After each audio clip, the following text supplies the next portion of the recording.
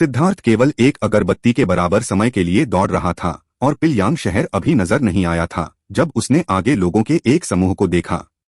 सिद्धार्थ, क्या तुम ठीक हो? जो लोग आए थे वे वास्तव में फेंग मिंगयुआन और चाई गाओयांग थे। वे दोनों 1 दर्जन समुद्री विस्तार विशेषज्ञों का नेतृत्व कर रहे थे। हाँ, मैं ठीक हूँ। मुझे बस कुछ मामूली चोटें आई हैं।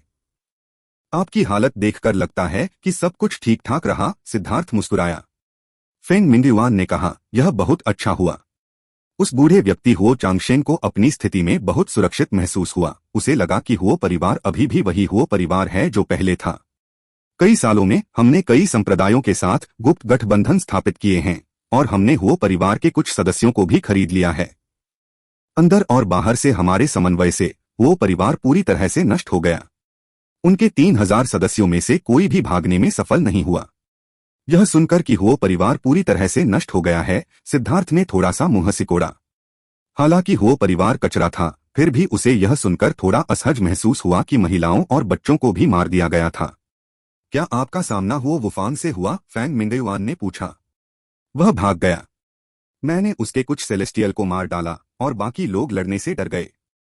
मैं उनका पीछा नहीं कर सका और मुझे चिंता थी कि क्या हो रहा है, इसलिए मैं वापस लौट आया, सिद्धार्थ ने कहा। सिद्धार्थ हुओ वुफांग के साथ जो कुछ हुआ था उसके बारे में ज्यादा कुछ बताना नहीं चाहता था।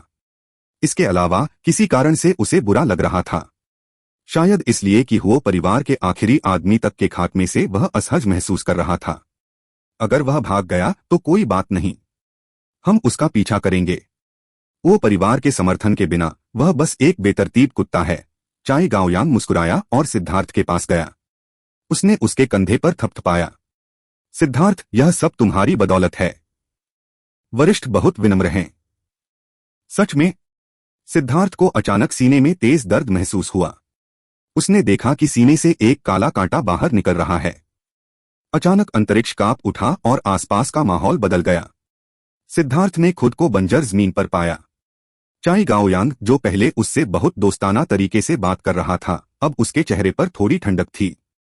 जहां तक फेंग मिंगयुआन का सवाल है, वह थोड़ा पीछे हट गया और सिद्धार्थ को ध्यान से देखने लगा।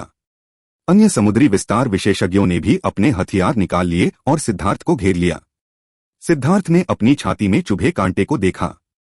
हालांकि उसे यह नहीं पता था कि यह कहां से आया था, लेकिन कोण के आधार पर ऐसा लग रहा था कि यह फेंग मिंगयुआन था जिसने उसे गोली मारी थी। यह तीर स्पष्ट रूप से जहरीला था। यह एक तरह का मिश्रित जहर था जिसका व्यावहारिक रूप से कोई इलाज नहीं था। इसके अलावा यह जहर बहुत तेजी से असर करता था। इससे पहले कि आप यह समझ पाएं कि इस मिश्रण में कौन से जहर शामिल हैं, आप पहले ही मर चुके होंगे। सिद्धार्थ ने धीरे से अपना सिर उठाया और फेंग मिंगयुआन की तरफ देखा। उसने आह भरते हुए कहा, क्या तुम मुझे बता सकते हो कि तुमने ऐसा क्यों किया? फेंग मिंगयुआन के चेहरे पर थोड़ा दोषी भाव दिखाई दिया। सिद्धार्थ, हमें हृदयहीन होने का दोष मत दो। हमने यह अपने परिवारों के लिए किया है। तुम्हें मेरी अर्थ फ्लेम चाहिए? सिद्धार्थ ने सितारों की तरफ देखा। यह कहना मुश्किल था कि अभी उसके चेहरे पर क्या भाव था। सही है। पृथ्वी की लपटें स्वर्ग और पृथ्वी के खजाने हैं। ऐसा कोई भी कीमियागर नहीं है जो इसके लिए तरस न जाए। फाइनल के दौरान भले ही वह क्षण कितना भी महत्वपूर्ण क्यों न हो, फिर भी आपने अपनी पृथ्वी की लौ का उपयोग न करने का विकल्प चुना। मेरा अनुमान है कि आपकी पृथ्वी की लौ परिपक्व नहीं हुई है और आप इससे जुड़ने में असमर्थ हैं, इसलिए आप इसका उपयोग कीमिया के लिए नहीं कर सकते। इसलिए इस बारे में बार बार सोचने के बाद हमने तय किया कि हमें आपकी पृथ्वी ज्वाला को चुराना होगा। अगर हम बहुत देर तक इंतजार करते तो आपकी पृथ्वी ज्वाला परिपक्व हो जाती और उसे वश में करना मुश्किल हो जाता। यह हमारे लिए एक बेहद दुर्लभ अवसर है, फेंग मिंगयुआन ने कहा। सिद्धार्थ ने अपना सिर हिलाते हुए कड़वी मुस्कान दी। जैसा कि उम्मीद थी, बूढ़ी अदरक जवान अदरक से ज्यादा गर्म होती है। लगता है मैं अभी भी बहुत भोली हूं। तो फिर मैं तुमसे पूछता हूं, क्या फैंग चांग और चाई लिहुओ को इस मामले के बारे में पता था? फेंग मिंगयुआन ने अपना सिर हिलाया। उन्हें नहीं पता था। अन्यथा हमारे पास इस जाल को पूरा करने का कोई रास्ता नहीं होता। सिद्धार्थ ने सिर हिलाया। यह वाकई मेरे लिए बहुत सुकून देने वाली बात है। अगर उन्होंने मेरे साथ भी विश्वासघात किया होता तो मुझे बहुत दुख होता। मुझे बताने के लिए शुक्रिया। सिद्धार्थ, हम भी मजबूर थे। हमारे पास कोई विकल्प नहीं था। फेंग मिंगयुआन ने जटिल भाव से कहा। तुम मजबूर थे। हाँ, अपने लिए बहाने मत ढूंढो। एक बच्चा भी ऐसे झूठ पर यकीन नहीं करेगा।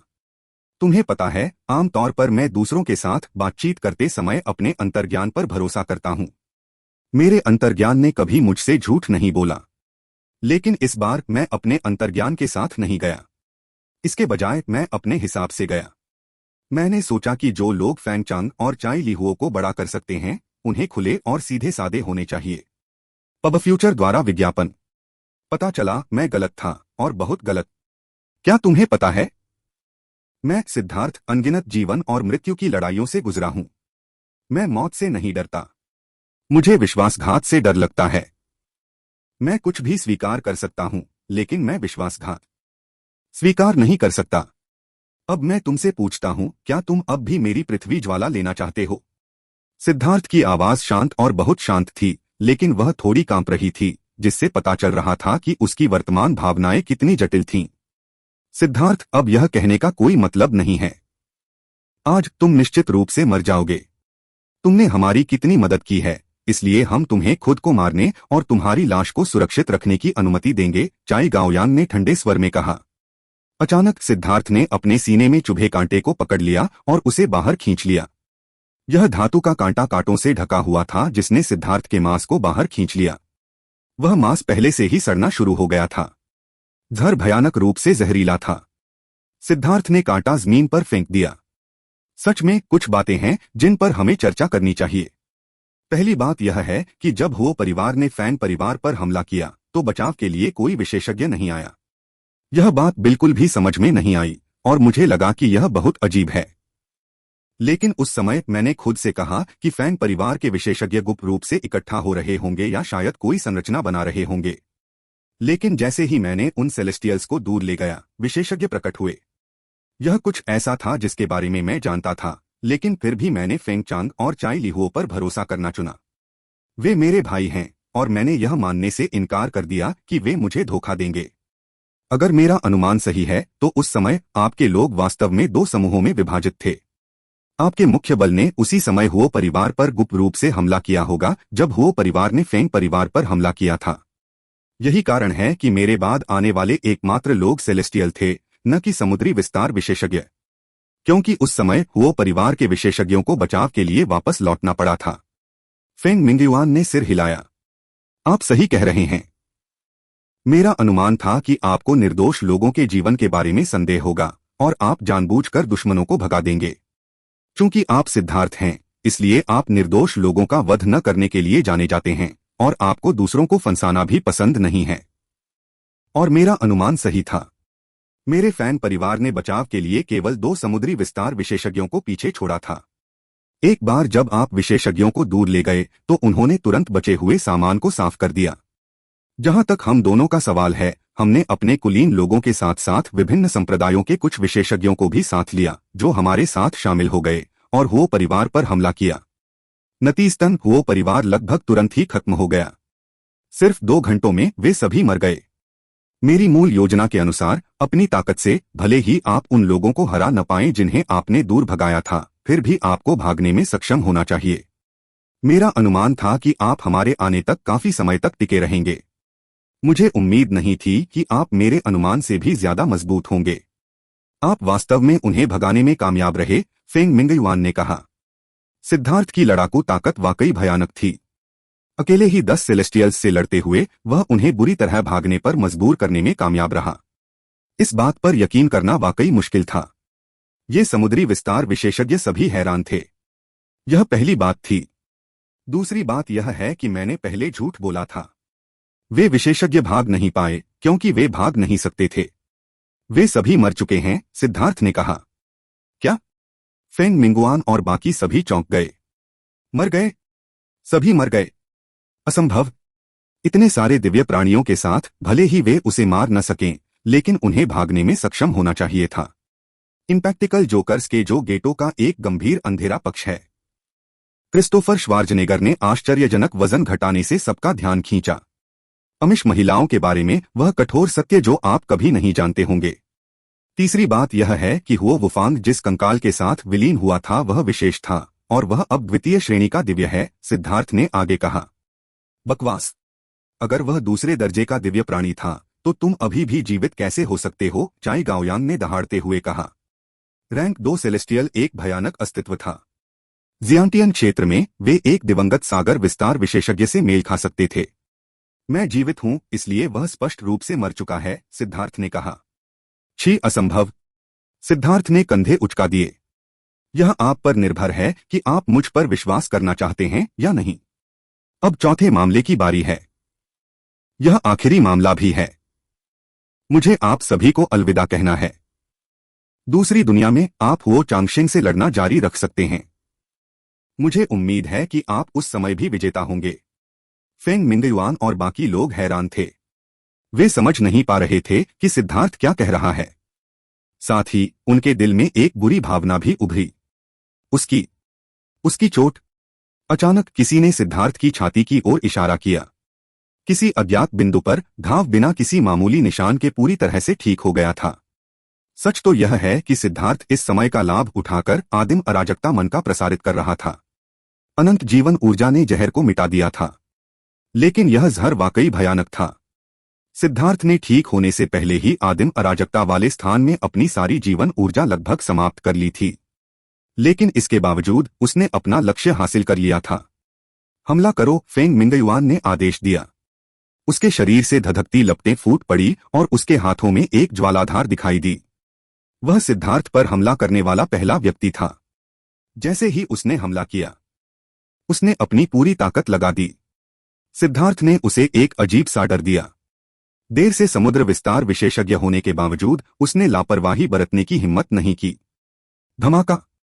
सिद्धार्थ के पीछे एक बहुत बड़ा दिव्य छल्ला दिखाई दिया। एक भयानक दबाव नीचे उतरा और अचानक एक ठंडी रोशनी चमक उठी। आकाश को विभाजित करो। सिद्धार्थ जो ब्लेड इस्तेमाल कर रहा था वह ब्लड ड्रिंकर नहीं था। यह कुछ ऐसा था जो उसने एक भ्रष्ट विशेषज्ञ से लिया था। जैसे ही उसने हमला किया, 8 समुद्री विस्तार विशेषज्ञ थे जिन्हें प्रतिक्रिया करने का भी समय नहीं मिला। वे सीधे सिद्धार्थ के हमले से उड़ गए। फेंग मिंगयुआन और अन्य लोगों के दिल कांप उठे। आखिरकार उन्होंने सिद्धार्थ की बातों पर विश्वास कर लिया, लेकिन अब बहुत देर हो चुकी थी।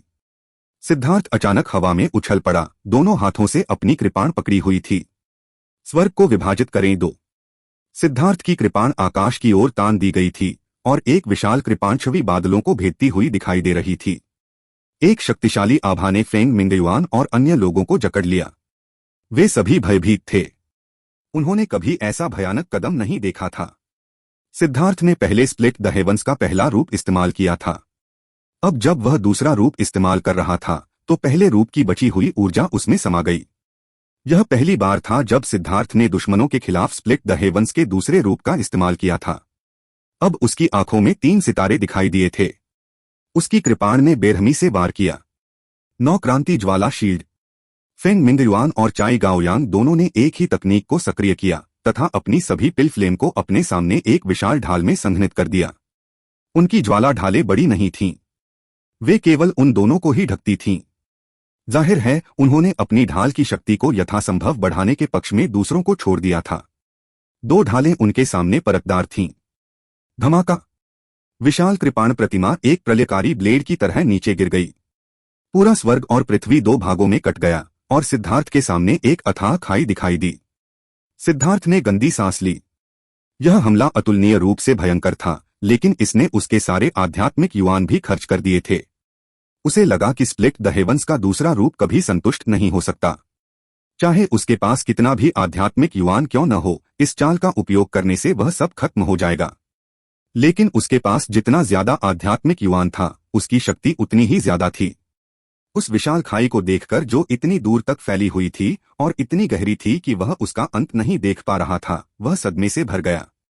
सिद्धार्थ ने देखा था कि समुद्री विस्तार के विशेषज्ञ उनका प्रतिरोध करने की पूरी कोशिश कर रहे थे, लेकिन जब उनका सामना उस कृपाण छवि से हुआ तो वे सीधे उड़ गए। अचानक 2 दयनीय आकृतियां जमीन से रेंगती हुई बाहर निकलीं। जैसे ही वे बाहर निकलीं, उन्होंने बेतहाशा खून की उल्टियां करनी शुरू कर दी। ये दोनों थे फेंग मिंगयुआन और चाई गाओयांग। अपनी सबसे बड़ी सुरक्षा के लिए अपने सामने अपनी सारी पिल फ्लेम को संघनित करके वे बचने में कामयाब हो गए थे। लेकिन हालांकि वे जीवित थे, लेकिन इसकी बहुत बड़ी कीमत चुकानी पड़ी थी। वे अब इंसान भी नहीं दिखते थे। वे मांस के दो ढेर की तरह थे। उनकी सारी मेरिडियन पहले ही नष्ट हो चुकी थीं। मृत लोगों की तुलना में उनके पास जीवन की बस कुछ ही सांसें बची थीं। बचाओ, मुझे बचाओ, मैं नहीं मरना चाहता। चाई गाओयांग ने सिद्धार्थ की ओर देखा, एक आधा नष्ट हो चुका हाथ बढ़ाते हुए विनती की।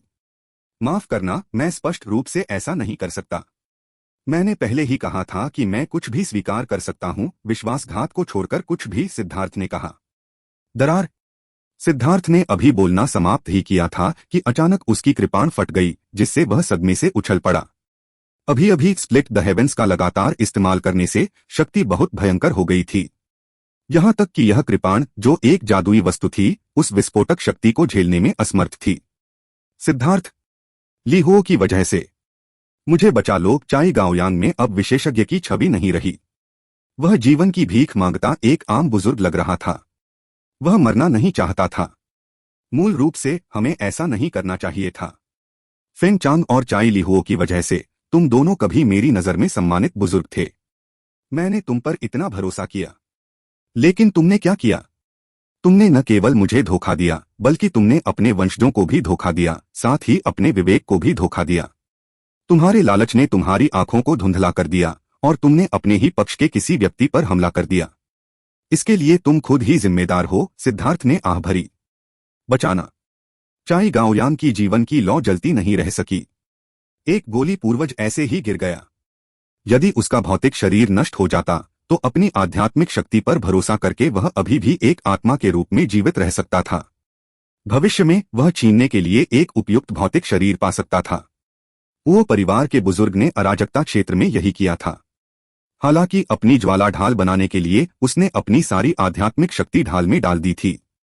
नतीजतन सिद्धार्थ के हमले ने न केवल ज्वाला ढाल को तोड़ दिया था, बल्कि उसकी आत्मा को भी तोड़ दिया था। खांसी। सच में क्यों परेशान होना? फेंग मिंगयुआन ने मृत चाई गाओयांग को आत्ममजाक वाले भाव से देखा। वह चाई गाओयांग से थोड़ा बेहतर था, लेकिन सिर्फ थोड़ा सा। वह भी अपने अंतिम क्षणों में पहुंच गया था। सिद्धार्थ ने कुछ नहीं कहा। वह बस उसे देखता रहा।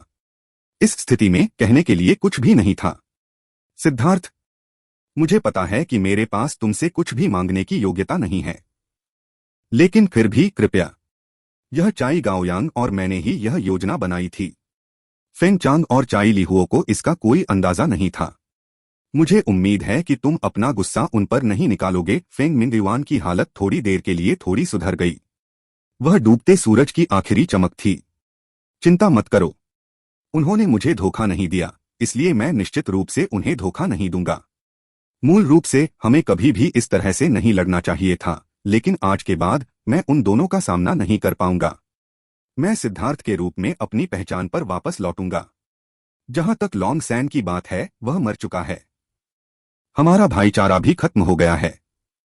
यह सुनकर फेंग मिंगुआन को थोड़ी राहत महसूस हुई। सिद्धार्थ फेंग परिवार के लिए परेशानी नहीं पैदा करने वाला था। वे सुरक्षित रहेंगे। लेकिन फिर उसकी आखिरी बात सुनकर उसे बहुत पछतावा हुआ। सब कुछ उसके और चाई गाओयांग के कारण हुआ था। उन्होंने अपने लालच को अपने ऊपर हावी होने दिया था। अन्यथा अगर फैन परिवार ने सिद्धार्थ जैसे व्यक्ति के साथ गठबंधन किया होता, जिसके पास असीमित क्षमता है, तो यह कितना सही होता। लेकिन समय में वापस जाने का कोई रास्ता नहीं था। बहुत बहुत धन्यवाद। फेंग मिंगयुआन ने अपनी आंखें बंद करने से पहले ये अंतिम दो शब्द कहे। एक और पीढ़ी का विशेषज्ञ गिर गया। सिद्धार्थ ने आह भरी। उसे अंदर से बहुत असहज महसूस हो रहा था। वह शायद ही कभी दूसरों पर भरोसा करता था, लेकिन जिस पर भी वह भरोसा करता था, उस पर पूरा भरोसा करता था। यह पहली बार था जब उसे इतना धोखा महसूस हुआ। उसे चुभने वाला दर्द महसूस हुआ। वह उनकी लाशों के पास गया। उसने एक बड़ा गड्ढा खोदा और उन दोनों को दफना दिया। उसने उनके खजानों को छुआ तक नहीं। उसने उन सभी को दफना दिया। सिद्धार्थ ने जाने से पहले केवल चाई गाओयांग की पहचान प्लेट ली। वह अपने पीछे केवल एक अराजक युद्ध क्षेत्र छोड़ गया। हवाई दृश्य से देखने पर ऐसा लग रहा था जैसे किसी ने धरती पर एक लंबा घाव कर दिया हो। एक ठंडी हवा बह रही थी, सुनसान और उदास। सिद्धार्थ भाग गया। अभी अभी फेंग मिंगयुआन और चाई गाओयांग ने उसे कई हजार मील दूर ले जाने के लिए परिवहन दल सक्रिय किया था। उसने अनुमान लगाया कि वे उसे एकांत जगह पर मारना चाहते थे। वह सीधे पिलयांग शहर की ओर जा रहा था। रात का फायदा उठाते हुए उसने अपना चेहरा बदला और चाई गाओयांग की पहचान प्लेट का इस्तेमाल करके सेवन ट्रेजर ज्वेल टॉवर के गोदाम में घुस गया। वह सीधे उस जगह गया जहां जानवरों की लपटें रखी हुई थीं। यहां सभी गार्डों ने उसकी पहचान प्लेट पहचान ली। सिद्धार्थ आसानी से अंदर चला गया। सिद्धार्थ ने हुओ लॉन को सीधे रिहा कर दिया और यह शिष्टाचार पर खड़ा नहीं था। इसने सीधे सैकड़ों जानवरों की लपटों को खा लिया। अब हुओ लोंग वास्तव में संतुष्ट था। तभी सिद्धार्थ चुपके से 7 खजाने वाले रत्न टॉवर से बाहर निकल गया। उसने पाया कि पिलयांग शहर पूरी तरह से अस्तव्यस्त था। वो परिवार नष्ट हो चुका था, जबकि फेंग और चाई परिवारों पर चुपके से हमला किया गया था। हर जगह खतरा था। कुछ लोग छिप रहे थे जबकि अन्य भाग रहे थे। सिद्धार्थ ने कुछ साधारण वस्त्र पहन लिए, एक साधारण मार्शल साधक की भूमिका निभाने लगा। दूर से फैंग मैनर को देखते हुए उसने देखा कि फैंग चांग और चाई लिहुओ घबराहट में इंतजार कर रहे थे। सिद्धार्थ ने आह भरी और चला गया। उसकी आकृति रात में गायब हो गई। जब वह दिन आया तो खबर आई कि हुओ, फेंग और चाई परिवारों ने एक दूसरे के साथ एक बड़े युद्ध में भाग लिया था, जिसने पूरे पिलयांग प्रांत को हिलाकर रख दिया। वो परिवार के विनाश ने अनगिनत लोगों के होश उड़ा दिए। उनकी लड़ाई का नतीजा हुओ परिवार का विनाश था, लेकिन फेंग और चाई परिवारों को भी भारी नुकसान उठाना पड़ा था। उनके दोनों परिवारों के मुखिया और फेंग परिवार के प्रसिद्ध लोंग सैन गायब हो गए थे। फेंग और चाई परिवारों ने बड़े पैमाने पर खोज की। आधे महीने बाद उन्हें आखिरकार एक बंजर भूमि में एक भयानक लड़ाई के निशान मिले। फिर मिट्टी के माध्यम से खोज करने के बाद उन्हें अपने 2 परिवारों के प्रमुखों की लाशें मिली। उसी समय उन्हें लोंग सैन के वस्त्र पहने हुए एक आधा नष्ट शरीर मिला। उन वस्त्रों से यह साबित हो गया कि यह अर्धनष्ट शव लोंग सैन ही था। उन्होंने निष्कर्ष निकाला कि लोंग सैन और अन्य लोग यहां बहुत शक्तिशाली दुश्मनों से भिड़ गए थे और परिणामस्वरूप दोनों पक्षों ने अपने विरोधियों को हराने के लिए अपनी जान गंवा दी थी। ऐसा इसलिए हुआ क्योंकि उन्हें चारों ओर सभी तरह के टूटे हुए शरीर के टुकड़े मिले थे। यह बताना असंभव था कि वास्तव में कितने लोग थे। फेंग चांग और चाई लिहुओ उसी समय फूट फूट कर रो पड़े। इस एक दिन में उन्होंने न केवल अपने परिवार के स्तंभों को खो दिया था, बल्कि उन्होंने एक अच्छा भाई भी खो दिया था। उन्होंने तुरंत ही लोंग सैन की लाश को फेंग परिवार में वापस लाकर अपनी पैतृक भूमि में दफना दिया। जब कीमिया की दुनिया को पता चला कि लोंग सैन, एक पीढ़ी का सबसे बड़ा प्रतिभाशाली व्यक्ति, मर गया है, तो ऐसा कोई भी व्यक्ति नहीं था जो शोक में आहें न भरता हो। वह अभी अभी पिल सम्राट प्रतियोगिता का चैंपियन बना था और दुनिया को चकित करने ही वाला था कि वह गिर गया। इस खबर के बाद पिल वैली ने किसी को वहां देखने के लिए भेजा, लेकिन वे जाने से पहले सिर्फ एक बार ही वहां गए। जाने से पहले उन्होंने बस इतना कहा था कि 7 खजाने के गहनों के टॉवर की जानवरों की लपटें चोरी हो गई हैं और उस नुकसान की भरपाई फेंग और चाई परिवारों को करनी होगी। वो परिवार के विनाश के लिए जब तक औषधीय गोलियों की बिक्री में गिरावट नहीं आती, वे इस मामले की आगे जांच नहीं करेंगे।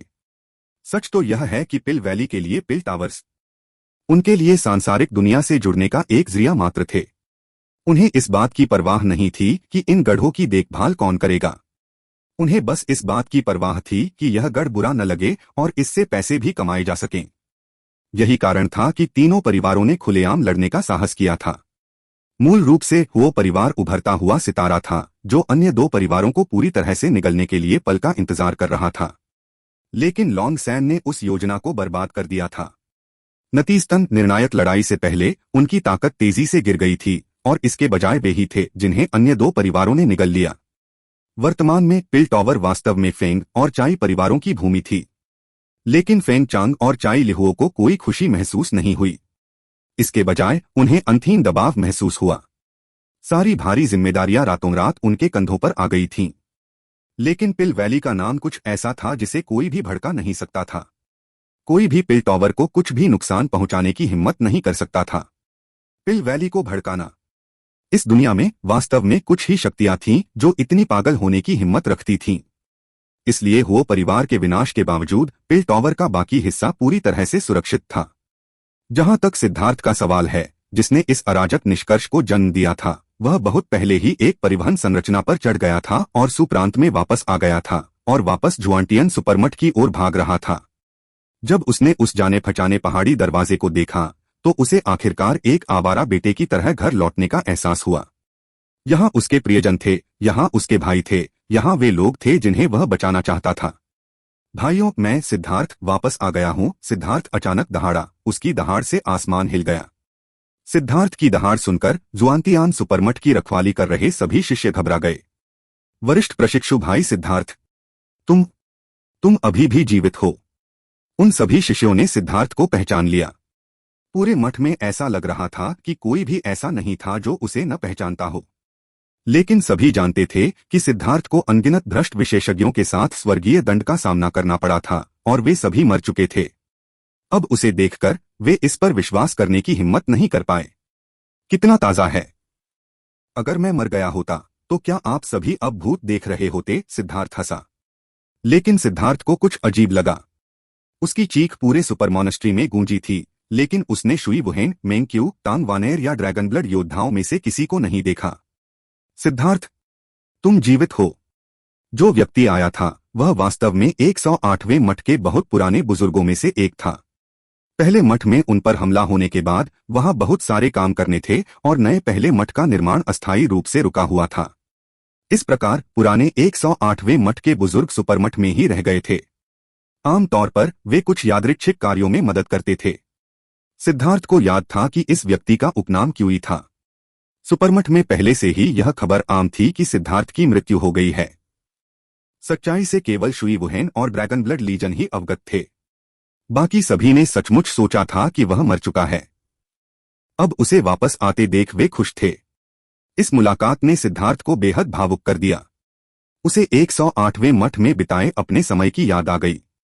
फेंग मिंगयुआन और चाई गाओयान के विश्वासघात का अनुभव करने के बाद इस तरह की भावना उसके लिए असाधारण रूप से कीमती थी। बड़े की मुझे माफ करना, मैं देर से वापस आया, सिद्धार्थ ने थोड़ा अपराध बोध से कहा। मुझे खुशी है कि तुम वापस आ गए, एल्डर क्यू ने जल्दी से अपनी आंखें पोंछीं और मुस्कुराए। जब लोग बूढ़े होते हैं तो भावुक होना वाकई आसान होता है। सिद्धार्थ जवाब देने ही वाला था कि तभी एक ठंडी आवाज सुनाई दी। कौन व्यक्ति सुपरमठ की शांति को भंग करने की हिम्मत कर सकता है? अचानक एक अधेड़ उम्र का आदमी दिखाई दिया।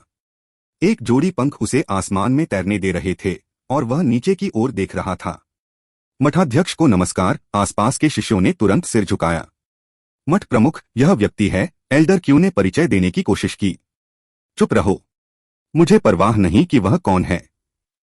कोई आकर उसे ले जाए, अधेड़ उम्र के आदमी ने आदेश दिया। 10 से ज्यादा विशेषज्ञ तुरंत आगे बढ़े, बस सिद्धार्थ को पकड़ने के लिए। ये लोग जियांटियन के बुजुर्ग थे, लेकिन सिद्धार्थ ने उनमें से किसी को भी नहीं पहचाना। 1 मिनट रुको, तुम कौन हो? सिद्धार्थ ने ठंडे स्वर में पूछा। ऐसा कैसे हो गया कि अब हर कोई इतना विदेशी हो गया है? सिद्धार्थ, यह हमारे नए मठ प्रमुख हैं, एल्डर क्यू ने समझाया। मठ प्रमुख शुई के बारे में क्या? सिद्धार्थ ने पूछा। मठ प्रमुख शुई, वह? चुप रहो, तुम बेशर्म बदमाश, तुम मेरे महामठ के शिष्य होने का नाटक करने की हिम्मत करते हो। जैसा कि मैं देख रहा हूं तुम जीवन से थक चुके हो। उसे पकड़ो, अधेड़ उम्र के आदमी ने एल्डर क्यू की बात काटते हुए आदेश दिया। जियांटियन विशेषज्ञ बिना कुछ कहे सीधे सिद्धार्थ पर टूट पड़े। उनके चेहरों पर एक ठंडी मुस्कान थी, लेकिन जैसे ही वे उसके पास पहुंचने वाले थे, भागो! एक जोरदार गर्जना हुई और एक शक्तिशाली आभा ने सीधे उन सभी जियांटियन विशेषज्ञों को पीछे धकेल दिया और उन्हें खून की उल्टी करने पर मजबूर कर दिया। जियांटियन वरिष्ठ प्रशिक्षु भाई सिद्धार्थ ने भी जियांटियन क्षेत्र में कदम रखा है। यह आभा स्पष्ट रूप से जियांटियन क्षेत्र की आभा थी, लेकिन सिद्धार्थ की आभा अविश्वसनीय रूप से भयंकर और उन्मत्त थी। सिर्फ अपनी आभा के जरिए वह अन्य जियांटियन विशेषज्ञों को बेहोश करने में सक्षम था। एल्डर क्यू सिद्धार्थ के पीछे खड़े थे। यह देखकर कि सिद्धार्थ इतनी बड़ी हो गई है, वह खुश होने से खुद को नहीं रोक पाए। कितना बेशर्म!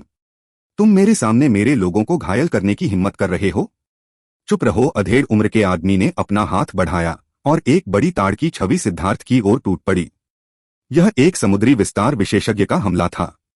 इस हमले से अंतरिक्ष कांप उठा और निचले स्तर के साधना आधार वाले शिष्यों को ऐसा लगा जैसे कोई पहाड़ उन्हें कुचल रहा है।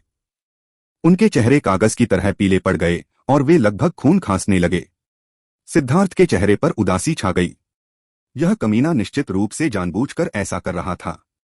एक ठंडी चीख के साथ उसने इस हमले की ओर अपनी हथेली पटक दी। धमाका। जिस बात ने सबको चौंका दिया वह यह थी कि मठ के मुखिया की हथेली की छवि को सिद्धार्थ ने सीधे उड़ा दिया था। मठ का मुखिया पूरी तरह से हैरान रह गया। उसने कभी नहीं सोचा था कि सिद्धार्थ की शक्ति इस स्तर तक पहुंच गई है। अचानक उसे एहसास हुआ कि सिद्धार्थ गायब हो गया है। अगले ही पल एक आकृति उसके सामने प्रकट हुई। इससे पहले कि वह कुछ प्रतिक्रिया कर पाता, एक हथेली ने उसके चेहरे पर बुरी तरह से तमाचा मारा। पाव! एक अविश्वसनीय रूप से गूंजने वाली आवाज गूंजी। सुपरमठ में मौजूद कोई भी व्यक्ति इसे सुन सकता था। सभी की भयभीत निगाहों के सामने अधेड़ उम्र का आदमी एक उल्कापिंड की तरह उड़ता हुआ जमीन पर जा गिरा। जमीन में एक बहुत बड़ा गड्ढा बन गया। हर कोई अचंभित था। इस नए मठ प्रमुख, एक महान समुद्र विस्तार विशेषज्ञ को सिद्धार्थ के एक थप्पड़ से झुकना पड़ा। बस मध्यम आयु वर्ग का आदमी दहाड़ता हुआ रेंगता हुआ ऊपर आया, लेकिन इससे पहले कि वह कुछ और कह पाता, सिद्धार्थ ने दूसरा थप्पड़ मारा। इस बार शक्ति पहले से भी ज्यादा थी। उसका जबड़ा सीधे तौर पर टूट गया, लेकिन वह उड़ नहीं गया। ऐसा इसलिए था क्योंकि इस बार उसका गला किसी हाथ से जकड़ा हुआ था। एक तुच्छ प्रारंभिक समुद्री विस्तार कमजोर व्यक्ति ने मुझे गाली देने की हिम्मत की। मुझे वास्तव में आपकी हिम्मत की प्रशंसा करनी होगी। मैं यह भी जानना चाहता हूं कि आप आज तक कैसे जीवित रहे। सिद्धार्थ ने अपने हाथ में पकड़े हुए दुखी व्यक्ति को देखा। यह देखकर सभी के होश उड़ गए। उनके मुंह से उनके पेट को देखना लगभग संभव था। यह बहुत बढ़ा-चढ़ाकर कहा गया था, है ना? सिद्धार्थ अभी अभी लौटा था, लेकिन उसने सीधे नए मठ प्रमुख को पीटा। वह वास्तव में सुपरमठ के इतिहास में सबसे शक्तिशाली राक्षस होने के योग्य था। आप कौन हैं? सिद्धार्थ ने ठंडे स्वर में पूछा। कितना बेशर्म! क्या तुम समझते हो कि तुम क्या कर रहे हो? अधेड़ उम्र का आदमी वास्तव में अभी भी सिद्धार्थ को धमकाना चाहता था, लेकिन परिणामस्वरूप सिद्धार्थ का पैर उसकी जांघों पर आ गया। उसकी पैंट की टांगों से दो गोल चीजें फिसलकर जमीन पर गिर गईं। हर पुरुष को तुरंत ठंड का एहसास हुआ और उसने अपने पैर जकड़ लिए। मुझे शब्दों को बर्बाद करना पसंद नहीं है। मैंने पूछा, आप कौन हैं? सिद्धार्थ ने ऐसा व्यवहार किया जैसे उसने कुछ भी नहीं किया हो और उसने अपना सवाल जारी रखा। अधेड़ उम्र के आदमी के चेहरे पर अब अविश्वसनीय रूप से उलझन थी। उसने पहली बार इस तरह का दर्द महसूस किया था। सिद्धार्थ की बर्फीली निगाहों से उसे एक घातक खतरे का आभास हुआ। इससे उसके अंदर एक ठंडी सी लहर दौड़ गई और वह तुरंत और अधिक स्पष्ट हो गया। वह जानता था कि अगर उसने सिद्धार्थ को और अधिक क्रोधित किया तो वह निश्चित रूप से मर जाएगा। झो चुजी, वह हकलाया। आप झो परिवार से हैं? सिद्धार्थ ने अपनी आंखें सिकोड़ लीं। हाँ? सिद्धार्थ उससे पूछताछ जारी रखना चाहता था, लेकिन यह देखकर कि वह पहले से ही दर्द से पसीने से तर था, उसे एहसास हुआ कि उससे पूछताछ करना बहुत ज्यादा काम होगा। बड़े क्यों, क्या हो रहा है? सिद्धार्थ ने पूछा। एल्डर क्यू से सिद्धार्थ को पता चला कि शुई वुहेन ने एक सप्ताह पहले सुपरमठ के सभी कुलीन शिष्यों को जुआनतियान दाओ संप्रदाय में लाया था। जुआनटियन दाओ संप्रदाय में एक बहुत बड़ी सभा हो रही थी। यह सभा उनके शिष्यों के लिए भी एक परीक्षा थी, इसलिए महामठो को अपने सभी बेहतरीन शिष्यों को वहां भेजना था। तो अभी केवल कमजोर शिष्य ही सुपरमठ में बचे थे। यही कारण था कि सिद्धार्थ ने अपने लोगों को नहीं देखा। चूंकि शुई वुहेन चले गए थे और चूंकि यह अस्वीकार्य था कि सुपरमठ की रखवाली के लिए कोई समुद्री विस्तार विशेषज्ञ न हो, इसलिए उच्च अधिकारियों ने एक अंतरिम मठ प्रमुख को भेज दिया था। लेकिन जैसे ही मठ का मुखिया आया, उसने अपनी शक्ति का दुरुपयोग करना शुरू कर दिया। उसने उन सभी लोगों का जीना मुश्किल कर दिया जो उसे नापसंद थे। वे सभी जानते थे कि ऐसा इसलिए था क्योंकि झो परिवार इस बार शुई परिवार से बुरी तरह हार गया था। वे जानबूझकर उनका मनोबल गिराने की कोशिश कर रहे थे। तो अभी सुपरमठ का माहौल बेहद नीरस था। हर कोई उम्मीद कर रहा था कि जुआनतियान दाओ संप्रदाय की सभा जल्द ही समाप्त हो जाएगी और शुई वुहेन इस कमीने को बाहर निकाल देगा। यहाँ मौजूद लोगों में से केवल कुछ ही ऐसे थे जो इस चिड़चिड़े आदमी से नफरत नहीं करते थे जो लगातार उनके लिए मुसीबतें ढूंढ रहा था। सिद्धार्थ के थप्पड़ अभी अभी इतने ताजगी भरे थे कि वे लगभग खुशी से झूम उठे। यह सब सुनकर सिद्धार्थ ने अपने कब्जे में लिए हुए अधेड़ उम्र के आदमी की तरफ ठंडी मुस्कान दी। कोई आश्चर्य नहीं कि तुमने मुझे इस तरह निशाना बनाने की हिम्मत की। बुरा नहीं है, तुम में वाकई हिम्मत है। उस हिम्मत की वजह से मैं तुम्हारी जान बख्श दूंगा। सिद्धार्थ उसे थप्पड़ मार सकता था, लेकिन उसे मार नहीं सकता था। आखिरकार वह एक समुद्री विस्तार विशेषज्ञ था और वर्तमान में उसे मठ प्रमुख का दर्जा प्राप्त था। उसे मारने से बहुत परेशानी होगी। बेशक, शर्त यह थी कि वह सिद्धार्थ की अंतिम पंक्ति को न छुए। अगर वह ऐसा करता तो भले ही उसे भगवान का समर्थन प्राप्त हो, फिर भी वह अपनी जान नहीं बचा पाता। पाव सिद्धार्थ के एक आखिरी थप्पड़ से अधेड़ उम्र का आदमी उड़ गया। वह दूर जाकर गिरा और फिर रुक गया। सिद्धार्थ अधेड़ उम्र के आदमी की आभा तुरंत भड़क उठी। वह क्रोधित और हैरान दोनों था। वह अपने दांत भींचना चाहता था, लेकिन वह ऐसा नहीं कर सका क्योंकि उसका जबड़ा टूट गया था। उसने पहले कुछ नहीं किया था। इसका कारण यह था कि सिद्धार्थ ने उसके एक महत्वपूर्ण अंग पर कब्जा कर लिया था। वह सिर्फ इसलिए हार गया था क्योंकि वह लापरवाह था, लेकिन वह सिद्धार्थ को दूसरा मौका नहीं देना चाहता था। क्या तुम लड़ाई जारी रखना चाहते हो? मैं किसी भी समय तुम्हारा स्वागत करूंगा, लेकिन मैं तुम्हें चेतावनी देता हूं। अगर तुमने मुझ पर हमला किया तो मैं तुम्हें मार डालूंगा, सिद्धार्थ ने कहा। ऐसा कहने के बाद उसने उसे दूसरी नजर से नहीं देखा। वह एल्डर क्यू के साथ सुपरमठ में प्रवेश कर गया। सिद्धार्थ को जुआंटियन दाओ संप्रदाय तक पहुंचने के लिए अंदर परिवहन संरचना उधार लेने की जरूरत थी। अधेड़ उम्र के आदमी का चेहरा उदास हो गया। वह कई बार लगभग नियंत्रण खो बैठा और हमला कर दिया, लेकिन उसके अंतर्ज्ञान ने उसे बताया कि अगर उसने ऐसा किया तो उसका जीवन खत्म हो जाएगा। लेकिन फिर अगर उसने हमला नहीं किया तो उसकी प्रतिष्ठा का क्या होगा? इतने सारे लोगों के सामने मुंह पर तमाचा खाने के बाद भी कुछ न करने पर वह सुपरमठ पर कैसे नियंत्रण रख सकता था? जब वह उलझन में था, तब तक सिद्धार्थ गायब हो चुका था। अंत में मध्यम आयु वर्ग के व्यक्ति ने हमला करने की हिम्मत नहीं की। सच तो यह है कि अगर वह ऐसा करता भी तो सिद्धार्थ उसकी जान नहीं लेता, वह सिर्फ उसकी आधी जिंदगी ही लेता। लेकिन जब सिद्धार्थ किसी को उसकी आधी जिंदगी देकर छोड़ देता है तो यह उसके लिए अक्सर बेहद असहज होता है। इसलिए उसका चुनाव निश्चित रूप से सही था। अंत में वह मुसीबत में पड़ने के लिए सिद्धार्थ को खोजने नहीं गया, लेकिन सिद्धार्थ उसे खोजने आया। मुझे तुरंत एक पहचान पत्र लाओ। कुछ ही मिनटों में सिद्धार्थ ने एक नया पहचान बैच प्राप्त कर लिया। उसे जुआंतियान दाओ संप्रदाय में प्रवेश करने के लिए इस बैच की आवश्यकता थी। उसके सामने का दृश्य बदल गया। सिद्धार्थ ने खुद को एक बहुत ही प्राचीन परिवहन संरचना में पाया। यह संरचना अविश्वसनीय रूप से विशाल थी, जो कई मील के क्षेत्र को कवर करती थी। संरचना के चारों ओर 4 खंभे थे जो बादलों में ऊपर की ओर उठे हुए थे। खंभे अनगिनत रूनों से चमक रहे थे और उनसे एक राजसी आभा निकल रही थी। यह संरचना एक बड़े पहाड़ के ऊपर बनाई गई थी। यह प्राचीन इमारतों से घिरा हुआ था जो ऐसा प्रतीत होता था कि सदियों पहले बनाई गई थीं। कौन है भाई? इससे पहले कि सिद्धार्थ को अपने आसपास का निरीक्षण करने का मौका मिलता, एक ठंडी आवाज गूंजी। 10 से ज्यादा सफेद वस्त्र पहने शिष्य प्रकट हुए। ये शिष्य बहुत युवा थे, लेकिन उनकी साधना का आधार सभी शियांटियन क्षेत्र तक पहुंच चुका था। उनके प्रत्येक वस्त्र के सामने एक बड़ा अमर अक्षर कढ़ाई किया हुआ था, जुआन। उस बड़े जुआन अक्षर के नीचे आधुनिक शैली में लिखे 2 छोटे अक्षर थे, कानून प्रवर्तन। वे जुआंटियन दाओ संप्रदाय के कानून प्रवर्तक थे। साधारण कानून प्रवर्तकों के लिए जियांटियन क्षेत्र तक पहुंचना, जियांटियन दाओ संप्रदाय वास्तव में पूर्वी बंजर भूमि का अधिपति होने के योग्य था। इस तरह की नींव वास्तव में चौंकाने वाली थी। मैं सिद्धार्थ हूं। मैं जुआंतियान दाओ संप्रदाय की मार्शल सभा में भाग लेने के लिए आने वाला एक शिष्य हूं, सिद्धार्थ ने बताया। एक कानून प्रवर्तक ने पूछा, पंजीकरण पहले ही हो चुका है। आप इतनी देर से कैसे आए? आपका पहचान पत्र कहाँ है? यहां। सिद्धार्थ ने मठ प्रमुख से मांगी गई नई बैच निकाली। उस व्यक्ति ने उसे ध्यान से देखा और जब देखा कि उसमें कोई समस्या नहीं है तो उसने उसे वापस कर दिया। पहाड़ से नीचे इस रास्ते पर चलो। 17 और पहाड़ों के बाद एक छोटा सा परिवहन ढांचा होगा जो तुम्हें जुआंटियन दाओ संप्रदाय के केंद्र तक ले जाएगा। अगर तुम रास्ता भटक जाओ तो बस इधर उधर पूछ लो। हाँ, बहुत बहुत धन्यवाद।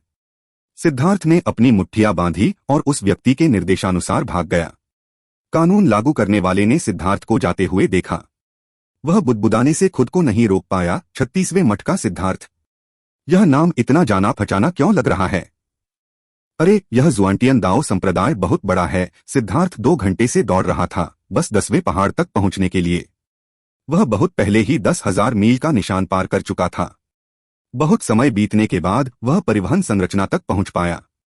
अपनी पहचान के बैज का उपयोग करते हुए वह उस पर चढ़ गया। उसके सामने का दृश्य एक बार फिर बदल गया और उसने खुद को एक विशाल चौक में पाया। यह नया दृश्य देखकर सिद्धार्थ खुद को कोसने से नहीं रोक सका। इस विशाल चीज का क्या मतलब था? यह एक चौक वास्तव में पूरे सुपर मॉनेस्ट्री से भी बड़ा था। चौक के केंद्र में एक विशाल मूर्ति थी। यह सुपर मॉनेस्ट्री में मौजूद मूर्ति के समान ही थी, लेकिन यह बहुत बड़ी थी। यह लगभग आसमान में बादलों तक पहुंचती थी। चौक पर नीली ईंटें लगी हुई थीं, जिनमें से प्रत्येक पर विशेष रून खुदे हुए थे। यहां तक कि साधारण जियांटियन विशेषज्ञों के लिए भी एक को नष्ट करना मुश्किल होगा। इस विशाल प्लाजा को देखकर उन्होंने अनुमान लगाया कि यहां इन विशेष ईंटों की संख्या करोड़ों में थी। लोग चौक में आ जा रहे थे। ये सभी लोग युवा शिष्य थे जो विभिन्न मठों के वस्त्र पहने हुए थे। वहां बहुत चहल पहल थी। सिद्धार्थ को अपरिचितता का एहसास हुआ क्योंकि वह इनमें से किसी को भी नहीं पहचान पाया। देखो वह कौन है? अचानक बातें कर रही महिलाओं के एक समूह ने सिद्धार्थ को देखा। एक महिला ने कहा, उसने हमसे अलग कपड़े क्यों पहने हैं? कितना स्टाइलिश है। और उसकी निगाहें देखिए, उसने कंघी से अपने बालों को चोटी में बांधा हुआ था। तभी सिद्धार्थ ने देखा कि वहां मौजूद सभी लोग सफेद शिशियों वाले वस्त्र पहने हुए थे। उनके कंधे पर एक नंबर था जो यह बता रहा था कि वे किस सुपरमठ से आए हैं। सिद्धार्थ बहुत जल्दी में आया था और उसने अपने शिष्य के वस्त्र नहीं पहने थे। वैसे सुपरमठ में भी उसने शायद ही कभी शिष्य के वस्त्र पहने हों। वह आमतौर पर सिर्फ काले रंग के वस्त्र ही पहनता था। अब जबकि सभी ने सफेद कपड़े पहने हुए थे और वह अकेला था जिसने काले कपड़े पहने हुए थे, तो सब कुछ बहुत ही स्पष्ट था। जैसे ही वह दिखाई दिया, उसने आसपास के लोगों का ध्यान अपनी ओर खींच लिया। कितना प्यारा छोटा भाई है। क्या तुम्हें मदद की जरूरत है? विनम्र मत बनो, बड़ी बहन यही है। सबसे करीबी महिला शिष्याएं वास्तव में काफी बेशर्म थीं और उन्होंने सिद्धार्थ को चिढ़ाना शुरू कर दिया। प्यारा छोटा भाई। बड़े होने के बाद सिद्धार्थ को कभी भी इतने आत्मीय नाम से नहीं पुकारा गया था। उसे समझ नहीं आ रहा था कि हंसे या रोए। अय्या छोटे भाई, शर्माओ मत, वह हंसी। सिद्धार्थ अवाक रह गया। उनके कंधों पर लिखे नंबर को देखकर उसने पाया कि ये महिलाएं 28वें सुपर मॉनेस्ट्री से थीं। बड़ी बहनों, क्या आप ऐसा कर सकती हैं? सिद्धार्थ अभी पूछने ही वाला था कि 36वें सुपर मॉनेस्ट्री का कैंप कहाँ है, तभी कुछ लोग दूर से इकट्ठा होने लगे। ऐसा लग रहा था कि कुछ हो रहा है। क्या 36वें सुपरमठ के शिष्यों को फिर से धमकाया जा रहा है? उन महिलाओं ने आह भरी। छोटे भाई, तुम पूछ रहे थे, वह कहाँ गया? वह महिला पीछे मुड़ी, केवल यह देखने के लिए कि सिद्धार्थ गायब हो गया था। सिद्धार्थ लोगों की भीड़ के बीच से गुजरा और उसने देखा कि 10 से ज्यादा लोग 2 ड्रैगन ब्लड योद्धाओं को घेरे हुए हैं। उन दोनों को देखकर उसका दिल खुश हो गया। इस समय उनके साधना आधार मध्य शियांटियन क्षेत्र तक पहुंच चुके थे। यह देखकर वह मुस्कुराया। पिल टॉवर पर जाने से पहले सिद्धार्थ ने सभी को चेतावनी दी थी कि वे अपने साधना आधार को तेजी से न बढ़ाएं। मुद्दा उनके क्षेत्रों को स्थिर करना था। ऐसा लग रहा था कि आत्मा को शांत करने वाले गीत की सहायता उसकी अपेक्षा से कहीं ज्यादा थी। हालांकि वे अभी केवल चौथे स्वर्ग चरण तक ही पहुंचे थे, लेकिन उन्होंने देखा कि उनकी नींव शिखर पर पहुंच चुकी थी। जब वे समुद्री विस्तार की ओर बढ़ेंगे तो यह उनके लिए सबसे बड़ी मदद होगी। जहां तक खुद का सवाल है, इन महीनों में उसकी साधना का आधार ज्यादातर स्थिर हो गया था। वह केवल दूसरे स्वर्ग चरण पर था। सिद्धार्थ ने देखा कि उपस्थित अधिकांश शिष्य मध्य शियांतियान क्षेत्र में पहुंच चुके थे। कुछ तो अंतिम शियांतियान क्षेत्र में भी पहुंच चुके थे। इससे सिद्धार्थ को आह भरनी पड़ी। वह इतना व्यस्त था कि उसे अपनी साधना का आधार बढ़ाने का समय ही नहीं मिला। ऐसा लग रहा था कि उसे इस पर थोड़ा और ध्यान देना होगा। बहुत दूर मत जाओ। हमने तुम्हें अब तक समायोजित किया है, लेकिन यह सिर्फ इसलिए है क्योंकि मठ के प्रमुख ने हमें परेशानी पैदा न करने के लिए कहा था। इसका मतलब यह नहीं है कि हम तुमसे डरते हैं, ड्रैगन ब्लड योद्धाओं में से एक ने ठंडे स्वर में कहा। जब 36वें महामठ के शिष्य जुआनतियान दाओ संप्रदाय में पहुंचे तो उन्हें अन्य महामठों के शिष्यों से काफी उकसावे और अपमान का सामना करना पड़ा।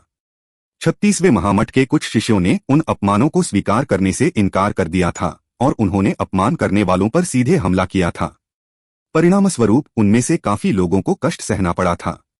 जब शुई वुहेन ने यह सुना तो वह पूरी तरह से क्रोधित हो गई। वह जानती थी कि यह निश्चित रूप से झो परिवार द्वारा उकसाया गया था। उन्होंने जानबूझकर अपने अधीन सुपरमठों को 36वें सुपरमठ पर मुश्किलें खड़ी करने के लिए कहा था।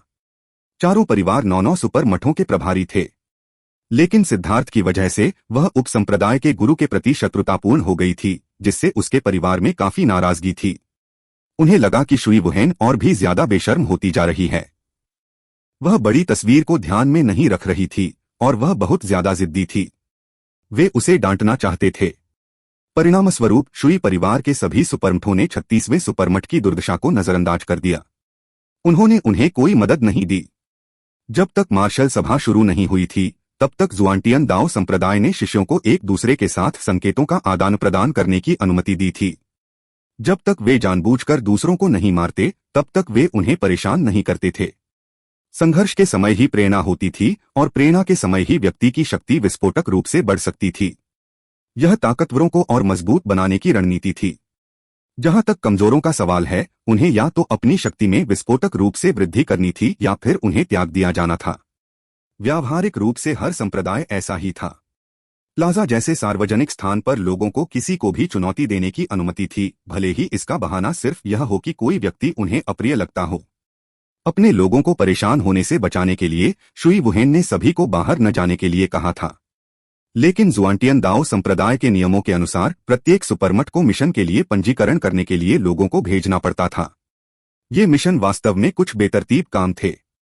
सच तो यह है कि यह सिर्फ एक औपचारिकता थी, लेकिन फिर भी उन्हें इसका पालन करना ही था। दूसरों का ध्यान अपनी ओर आकर्षित न करने के लिए ये दोनों चुपके से यहां आ गए थे, लेकिन अंत में उन्हें वापस जाते समय रोक दिया गया। इससे वे बहुत क्रोधित हो गए। यह असहनीय बदमाशी थी। क्या कायरता है? क्या यह सिर्फ संकेतों का आदान प्रदान नहीं है? तुममें इतनी हिम्मत भी नहीं है? क्या तुम्हारी माँ ने तुम्हें कायर बनने के लिए जन्म दिया है? मुंह के कोने में तिल वाले एक आदमी ने व्यंग्य किया। उसके पीछे खड़े लोगों ने भी घृणा भरी खर्राटे भरी आवाज निकाली। सिद्धार्थ ने उनकी तरफ देखा और पाया कि वे 25वें सुपरमठ से आए थे। सिद्धार्थ ने कुछ नहीं कहा। वह बस भीड़ में खड़ा रहा। वह देखना चाहता था कि ये दोनों क्या करेंगे। ड्रैगनब्लड योद्धाओं में से एक ने कहा, बॉस ने हमें बताया कि पॉइंटर्स का आदान प्रदान करना एक बेतुका खेल है। वह हमें ऐसा करने नहीं देता। बॉस? हाँ, ग्रैंड जुआंटियन सुपर मोनेस्ट्री के शिष्य वास्तव में इस तरह के गवार शब्द का इस्तेमाल करते हैं। आपका बॉस निश्चित रूप से एक गवार है, आदमी हंसा। चुप रहो, तुम एक बदमाश हो। हमारा बॉस सिद्धार्थ है, एक बेजोड़ प्रतिभाशाली व्यक्ति। अब वे दोनों पूरी तरह से क्रोधित हो गए थे। यह देखकर उस आदमी ने व्यंग्य किया, क्या प्रतिभा है? वह तो बस एक मरा हुआ भूत है। उसने इतने शर्मनाक काम किए थे कि उसे ईश्वरीय दंड मिला। बकवास! तुम कमीने! दोनों ड्रैगनब्लड योद्धा अब और खुद को रोक नहीं पाए। वे उस पर टूट पड़े। जहां तक उनका मजाक उड़ाने वाले आदमी का सवाल है, वह चौंक गया। वह पहले से ही उन्हें सब कुछ सहते हुए देखने का आदी था। परिणामस्वरूप उनकी एक मुट्ठी सीधे उसके पेट में जा लगी, जबकि दूसरी मुट्ठी उसकी नाक पर लगी। एक कर्कश ध्वनि के साथ वह उड़ गया। हरामजादों, तुम्हारी हिम्मत कैसे हुई इस तरह बेशर्मी से छिपकर हमला करने की? हमला करो! तिल वाले आदमी का पीछा कर रहे शिष्यों ने दहाड़ते हुए आगे की ओर हमला किया। चूंकि उन्होंने नियमों के अनुसार हमला नहीं किया था, इसलिए वे एक समूह के रूप में भी उन पर हमला कर सकते थे। लेकिन कृपाण की रोशनी चमकी और खून बहने लगा। उन शिष्यों को उम्मीद नहीं थी कि वे दोनों अपने हथियार निकाल लेंगे, और उन्होंने जानलेवा वार भी किए। वे डर गए और जल्दी से पीछे हट गए। केवल 2 लोग ही ऐसे थे जिन्हें उनके ब्लेड से चोट लगी थी। ये लोग कुलीन वर्ग के थे और वे खतरे के प्रति संवेदनशील थे। लेकिन अगर वे आधा कदम भी धीमे होते तो वे 2 टुकड़ों में कट जाते। कमीने, तुम लोगों को मारना चाहते हो? उन्हें काबू में करो! उन्हें आगे ले जा रहा आदमी अपनी नाक पकड़े हुए चिल्लाया। वह आगे बढ़ा, उसके हाथ में एक तलवार दिखाई दी। आह! एक व्यक्ति की चीख के साथ ही उसका एक हाथ आसमान में उड़ गया। साथ ही एक पैर भी शरीर के बाकी हिस्से से कटकर अलग हो गया। जिस व्यक्ति का पैर कटा था, वह तिल वाला व्यक्ति था। उसने अभी आगे की ओर गोली चलाई ही थी कि एक कृपाण ने लगभग उसकी गर्दन काट दी। बचने की पूरी कोशिश करने के बावजूद वह बस अपनी जान बचाने में कामयाब रहा। हालांकि ड्रैगनब्लड योद्धा की कृपाण ने फिर भी उसका पैर काट दिया था। चौंक कर चीखें गूंज उठीं। यह बहुत निर्दयी था। जैसे ही वे टकराए, चौक खून से रंग गया। अगर वह आदमी जल्दी से पीछे नहीं हटता तो वह अब सिरविहीन लाश बन चुका होता। सिद्धार्थ ने सिर हिलाया। ड्रैगन ब्लड योद्धा कुलीन थे जिन्होंने युद्ध के मैदान से बाहर निकलने के लिए लोगों को मार डाला था। हालांकि उनकी साधना का आधार बहुत ऊंचा नहीं था, लेकिन उनकी मारक क्षमता निश्चित रूप से भयानक थी। उन्होंने उनमें एक निश्चित सिद्धांत भर दिया था, या तो हमला मत करो या मारने के लिए हमला करो। यही कारण था कि उसने उन्हें पॉइंटर्स का आदान प्रदान न करने के लिए कहा था। यह उन्हें केवल मारक प्रहार करने की आदत में रखने के लिए था। यह आदत युद्ध के मैदान में उनकी जान बचा सकती थी। जहां तक इस तरह के संकेतों के आदान प्रदान की बात है, तो यह सिर्फ एक बेतुका सा परीक्षण था। अगर आप इसे बहुत ज्यादा करते हैं तो आप युद्ध का असली मतलब भूल जाएंगे और आपकी तकनीकें बिना किसी वास्तविक ताकत के सिर्फ दिखावटी बन जाएंगी। यही कारण था कि भ्रष्ट मार्ग के विशेषज्ञ धर्म मार्ग के विशेषज्ञों से अधिक शक्तिशाली थे। भ्रष्ट मार्ग में संकेतों का आदान प्रदान जैसी कोई बकवास नहीं थी। जैसे ही वे लड़ाई में उतरते, यह एक निर्णायक लड़ाई होती कि तुम मरो या मैं मरो। इतना क्रूर होने पर वास्तव में तुम्हें बचाना संभव नहीं है। अचानक एक क्रोधित चिल्लाहट गूंजी और एक आदमी प्रकट हुआ। जैसे ही वह आया, एक भयानक दबाव ने आसपास के सभी लोगों को पीछे धकेल दिया। रून हवा में भर गए। एक दिव्य प्राणी वास्तव में आया था। जैसे ही वह सामने आया, उसने उन दोनों पर मुक्का मारा। उन्होंने जल्दी से अपने हथियार उठाकर उसे रोक लिया। वे बस साधारण लोग थे। स्वर्गीय दाओस के प्रकटीकरण के तहत उनकी लड़ाकू शक्ति तेजी से गिर गई, जबकि उनके प्रतिद्वंद्वी की शक्ति बढ़ गई। वे दोनों तुरंत ही एक भयानक शक्ति से पीछे हट गए। उन्हें खून की उल्टी होने लगी, क्योंकि दिव्य शक्ति का कोई मुकाबला नहीं कर सकता था। हालांकि दिव्य के सामने भी उन्हें जरा भी डर नहीं लगा। इसके बजाय वे युद्ध के इरादे से भरे हुए थे। उन्होंने अपने हथियार उस दिव्य की ओर बढ़ाए। उनकी आंखें इतनी ठंडी शांत थीं कि यह डरावना था। यह कितना भयानक युद्ध का इरादा था, देखने वाले सभी लोग चौंक गए। यहां तक कि एक ऐसे दुश्मन के सामने भी जिसे वे संभवतः हरा नहीं सकते थे, उनकी मानसिक स्थिति बिल्कुल भी नहीं डगमगाई। आखिर इसके लिए किस स्तर की इच्छाशक्ति की आवश्यकता थी? मृत्यु को आमंत्रित करना, यह देखकर कि उन दोनों ने उसके हमले से केवल मुंह में खून भरा और तुरंत गिरने के बजाय उस पर अपने हथियार तान दिए। दिव्य क्रोधित हो गया। उसकी मुट्ठी पर अनगिनत रून चमक उठे। जब वह उनकी ओर बढ़ा तो अंतरिक्ष कांप उठा। सबके चेहरे बदल गए। क्या वह वाकई उन्हें मारने वाला था? धमाका! दोनों ड्रैगन ब्लड योद्धाओं ने बचाव के लिए अपनी पूरी ताकत लगा दी, लेकिन वे उसकी शक्ति को सहन करने में असमर्थ थे। उनके हथियार टूट गए। टूटे हुए टुकड़े उनके शरीर में घुस गए। जब वे वापस लौटे तो दोनों ने खून की उल्टी की। यह हमला बहुत भयानक था। वे दोनों अभी जमीन से रेंगकर ऊपर ही आए थे कि एक आकृति उनके सामने प्रकट हुई। दिव्या ने उनके कंधों पर हाथ पटक दिया। घुटने टेको। पाव! जैसे ही वे अपमानित होने वाले थे, एक हाथ एक अजीब कोण से आया। यह एक प्रेत के हाथ की तरह था और इसने उसके भयावह और घमंडी चेहरे पर जोरदार थप्पड़ मारा। क्या? हर कोई चौंक गया। एक सेलेस्टियल को चेहरे पर एक थप्पड़ से उड़ा दिया गया था। जैसे ही वह हवा में घूमा, 30 से ज्यादा खून से सने दांत चारों ओर बिखर गए। सूरज की रोशनी में चमकते हुए यह वास्तव में देखने लायक एक खूबसूरत नजारा था। एक दुबला पतला व्यक्ति दो ड्रैगन ब्लड योद्धाओं के सामने खड़ा था। उसके काले वस्त्र और लंबे बाल हवा में लहरा रहे थे। उसके चेहरे पर आत्मविश्वास और शांति थी। मालिक! उस आकृति को देखकर दो ड्रैगन ब्लड योद्धा चौंककर चिल्ला उठे। उनकी आवाजें भावना और उत्साह से भरी हुई थीं। जिस व्यक्ति ने बीच में टोका था वह स्वाभाविक रूप से सिद्धार्थ था। उसने पहले कोई कार्रवाई नहीं की थी। इसका एकमात्र कारण यह था कि वह देखना चाहता था कि ड्रैगन ब्लड योद्धा किस स्तर तक पहुंच चुके हैं। बिना किसी निराशा या डर के सेलेस्टियल का सामना करने में सक्षम होना कुछ ऐसा था जो सिद्धार्थ को बहुत संतुष्ट करता था। एक मार्शल आर्टिस्ट के रूप में इच्छाशक्ति प्रतिभा के समान ही महत्वपूर्ण थी। अच्छा काम किया, सिद्धार्थ ने उनके कंधों पर थपथपाया। हालांकि वे घायल थे, लेकिन उनकी शारीरिक बनावट औसत से कहीं बेहतर थी और उनकी स्थिति के बारे में चिंता करने की कोई जरूरत नहीं थी। इसका मतलब था कि उन्होंने इस अवधि के दौरान अपने शारीरिक शरीर को वास्तव में कठोर रूप से प्रशिक्षित किया था। कमीने, तुम कौन हो? दिव्य गर्जना की। सिद्धार्थ ने धीरे से मुड़कर सेलेस्टियल की तरफ देखा। उसकी नजरें ऐसी लग रही थीं मानो दो तेज ब्लेड उसकी आंखों में चुभ रही हों। घुटने टेको। उसकी आवाज तेज नहीं थी। लेकिन उसमें अंतहीन हत्या की मंशा थी, साथ ही एक निर्विवाद दृढ़ संकल्प भी था।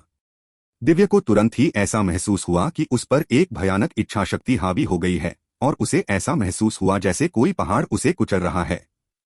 उसके भीतर एक अतुलनीय भय की भावना उमड़ पड़ी। उसे लगा जैसे स्वर्ग और धरती बदल गए हैं। ऐसा लग रहा था जैसे पूरी दुनिया में सिर्फ वह और सिद्धार्थ ही बचे हैं, जबकि सिद्धार्थ एक मृत्यु देवता था जिसने अपनी दरांती उसकी गर्दन पर दबा रखी थी। ऐसा लग रहा था कि जब तक वह चाहेगा उसकी आत्मा नष्ट हो जाएगी। जब सिद्धार्थ ने बात की थी तो उसने अपनी सारी हत्या की मंशा अपनी आवाज में केंद्रित कर ली थी, और उसने सेलेस्टियल को बंद करने के लिए अपनी आध्यात्मिक शक्ति का उपयोग किया था। यह एक आध्यात्मिक बाधा थी, साथ ही इच्छा शक्ति की प्रतिस्पर्धा भी। चूंकि इस व्यक्ति ने अपने भाइयों को अपमानित करने की हिम्मत की थी, इसलिए सिद्धार्थ ने अपनी इच्छा व्यक्त की थी, या तो घुटने टेको या मर जाओ। अगर वह वास्तव में विरोध करने की हिम्मत करता तो सिद्धार्थ तुरंत एक जोरदार प्रहार करता और उसे मार डालता। आने वाली मुसीबत के बारे में उसने इसके बारे में ज्यादा नहीं सोचा। उसका एकमात्र विचार यह था कि उसके भाइयों को बिल्कुल भी अपमानित नहीं किया जा सकता था। इस शोरगुल में अनगिनत लोग इकट्ठा हो गए। जब वे सभी दिशाओं से दौड़े तो उन्होंने देखा कि सिद्धार्थ अपनी पीठ के पीछे हाथ बांधे खड़ा था, और उसके सामने एक दिव्य प्राणी लगातार पूरी तरह से डर के मारे कांप रहा था। सबके सामने सेलेस्टियल सिद्धार्थ द्वारा दिए गए दबाव को सहन करने में असमर्थ था। बस वह जमीन पर घुटनों के बल बैठ गया। सभी को लगा जैसे उनके दिल की धड़कन रुक गई हो। किस तरह का राक्षस सिर्फ एक शब्द से सेलेस्टियल को घुटने टेकने पर मजबूर कर सकता है। सिद्धार्थ की इच्छा और हत्या का इरादा सभी सेलेस्टियल पर केंद्रित थे, और इसलिए अन्य लोग इसे महसूस करने में असमर्थ थे। उन्होंने केवल इतना देखा कि एक आदेश के साथ सेलेस्टियल बिना किसी प्रतिरोध के घुटनों के बल बैठ गया। सभी ने अपनी पीठ पर ठंडा पसीना महसूस किया। यह काले वस्त्र वाला आदमी कितना भयानक था। उसके घुटने टेकने के बाद सिद्धार्थ की भयानक इच्छाशक्ति खत्म हो गई। सेलेस्टियल हैरान और क्रोधित हो गया। सभी की तिरस्कार भरी निगाहों के सामने वह अचानक दहाड़ा और सिद्धार्थ की ओर मुक्का मारा। क्रोध में उसने अपनी पूरी ताकत लगा दी और उसके चारों ओर रून फूट पड़े। शक्तिशाली दबाव के कारण दर्शक मुश्किल से सांस ले पा रहे थे। सिद्धार्थ ने भी बिना किसी हड़बड़ी के मुक्का मारा। धमाका! सेलेस्टियल ने एक दर्दनाक चीख निकाली। सभी की अचंभित आंखों के सामने उसका हाथ फट गया। वह खुद भी उड़ गया और झटके से बेहोश हो गया। सिद्धार्थ के पीछे खड़े दो ड्रैगन ब्लड योद्धा उसे कट्टरता से देख रहे थे। उनका बॉस सच में उनका बॉस था। हर बार जब वे उसे हमला करते देखते तो उनका खून खौल उठता। सभी दर्शक सिद्धार्थ को ऐसे देख रहे थे जैसे वह कोई राक्षस हो, खासकर उन महिला शिष्यों ने जिन्होंने पहले भी उसका मजाक उड़ाया था। उन्होंने कभी नहीं सोचा था कि यह प्यारा सा भाई जरा भी प्यारा नहीं होगा। वह बिल्कुल डरावना था। उसके सामने एक शक्तिशाली दिव्य प्राणी कुछ भी नहीं था। यह ऐसा था जैसे कोई वयस्क किसी बच्चे को पीट रहा हो। यह कोई लड़ाई भी नहीं थी। ड्रैगन ब्लड योद्धाओं के लिए मुसीबत खड़ी करने वाले लोगों के लिए स्थिति तुरंत उलट गई। अपने हाथ की एक लहर से अपनी आभा का थोड़ा सा भी हिस्सा छोड़े बिना एक दिव्य को व्यावहारिक रूप से अपंग करने में सक्षम होने के लिए वह एक अजेय राक्षस था। मुझे पता है वह 36वें सुपरमट का राक्षस होगा, सिद्धार्थ किसी ने अचानक चिल्लाकर कहा। क्या क्या वह मर नहीं गया? वह यहां कैसे आ सकता है? झो और शुई परिवारों ने इस खबर को दबाने की पूरी कोशिश की थी कि वह मर चुका है। आखिरकार यह खबर उनके दोनों परिवारों के साथ साथ उनके जुआनतियन दाओ संप्रदाय के लिए बेहद शर्मनाक थी। लेकिन स्वाभाविक रूप से इस खबर को गुप्त रखने का कोई तरीका नहीं था। यह तथ्य कि सिद्धार्थ और भ्रष्ट विशेषज्ञ स्वर्गीय दंड के तहत मर चुके थे अभी भी उजागर हो गया था। अब जब सिद्धार्थ प्रकट हुआ था, इस तथ्य को जोड़ते हुए कि ड्रैगन ब्लड योद्धा उसे बॉस कह रहे थे, और फिर उसकी अतुलनीय भयानक ताकत को जोड़ते हुए उन्होंने तुरंत उसके बारे में सोचा। चलो वापस चलते हैं और अपने बाकी भाइयों के साथ पीते हैं, सिद्धार्थ ने उन दोनों भाइयों के कंधों को थपथपाते हुए हंसते हुए कहा। वे दोनों पूरी तरह से आनंदित थे। इस दौरान तांग वानर ही उनका नेतृत्व कर रही थी। उन्हें साधना पर ध्यान केंद्रित रखने के लिए उसने उन्हें पीने नहीं दिया। उनकी याददाश्त से उसका स्वाद लगभग गायब हो चुका था। पेय के बारे में सोचते ही उनकी आंखें चमकने लगीं। रुको, क्या तुम्हें लगता है कि तुम लोगों को घायल करने के बाद ऐसे ही चले जाओगे? सिद्धार्थ अभी जाने ही वाला था कि अचानक एक ठंडी आवाज सुनाई दी।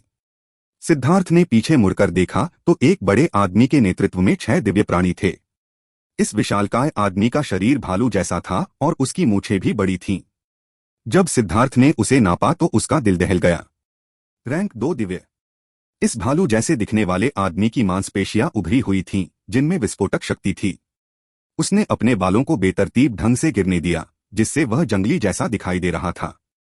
उसके अंदर से एक ऐसी आभा निकली जिसने सिद्धार्थ के दिल की धड़कनें बढ़ा दी।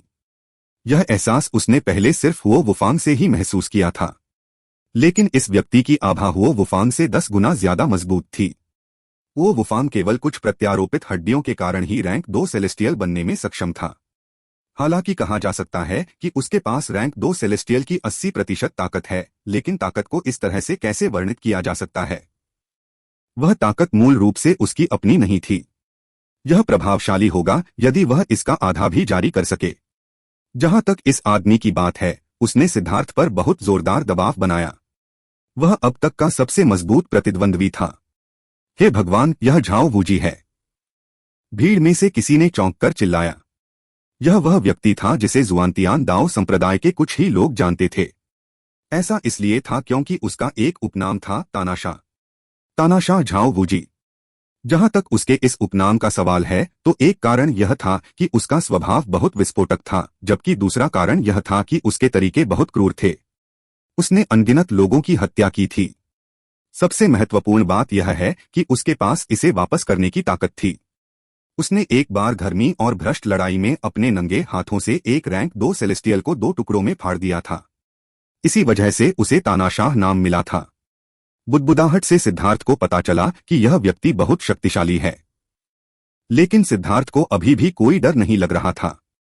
क्या ऐसा हो सकता है कि अगर मैं नहीं जाऊंगा तो कोई मुझे खाना खिलाएगा? क्या आप जानते हैं कि आप किससे बात कर रहे हैं? इससे पहले कि झाओ वूजी कुछ बोल पाता, उसके पीछे खड़े दिव्यात्माओं में से एक ने व्यंग्य किया। झाओ वूजी ने हाथ हिलाकर उसे बीच में ही रोक दिया। तुम सिद्धार्थ हो? सही, तो तुम अभी भी जीवित हो। लेकिन तुम जीवित हो या मर गए, इससे मुझे कोई फर्क नहीं पड़ता। मैं तुम्हें बता दूं, 36वें सुपरमठ की वे 2 सुंदरियां मेरी हैं। तुम्हारे लिए भाग जाना ही सबसे अच्छा होगा, झाओ वूजी ने धमकी भरे अंदाज में कहा। 2 सुंदरियां? सिद्धार्थ चौंक गया। इसका मतलब तान वानेर और मेंग क्यूई से होना चाहिए। यह सोचते ही उसका गुस्सा तुरंत बढ़ गया। यह कमीना उसकी औरतों को छीनना चाहता था। भाड़ में जाओ। सबको आश्चर्य इस बात से हुआ कि सिद्धार्थ ने जरा सी भी हिचकिचाहट नहीं दिखाई। उसने सीधे झाओ वूजी को एक जोरदार तमाचा जड़ दिया। यह थप्पड़ इतना जोरदार था कि लोगों के कान तक हिल गए। कुछ कमजोर शिष्यों के कान से तो खून बहने लगा, लेकिन सिद्धार्थ भी चौंक गया था। झाओ वूजी उसके थप्पड़ से उड़कर नहीं गिरा था। उसके थप्पड़ से बस इतना हुआ कि वह लड़खड़ाकर पीछे हट गया। इसके अलावा उसका अपना हाथ भी चोटिल हो गया था। झाओ वूजी ने कभी नहीं सोचा था कि इस दुनिया में कोई ऐसा भी होगा जो उसे थप्पड़ मारने की हिम्मत करेगा। वह पहले तो स्तब्ध रह गया और फिर एक भयंकर दहाड़ के साथ उसने सिद्धार्थ पर अपनी मुट्ठी तान दी।